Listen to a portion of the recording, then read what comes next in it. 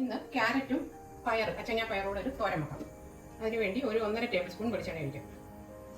1/4 teaspoon കടുക്. അതിലേക്ക് ചെറിയ ഉള്ളി, 2 ഉണക്കമുളക്, കറിവേപ്പില അതിടാം. പൊട്ടിക്കഴിയുമ്പോൾ ഇതാണെങ്കിൽ 3 ക്യാരറ്റ് അത് ചോപ്പ് ചെയ്തതാണ്, അതിടാം. ഇത് പയർ 6 എണ്ണം ഉണ്ട്. 2 പച്ചമുളക്, പിന്നെ ചെറിയ ഉള്ളി ഒരു 10 ചെറിയ ഉള്ളി.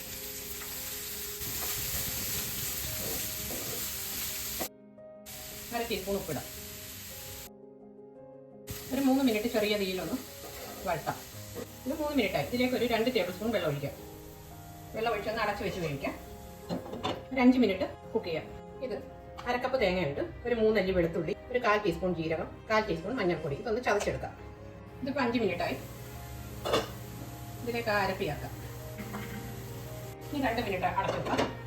പച്ചമണം മാറാൻ വേണ്ടി തേങ്ങയുടെ ഇനി ഇതൊന്ന് ഇളക്കി കൊടുക്കാം. ഇനി ഓഫാക്കരുത്.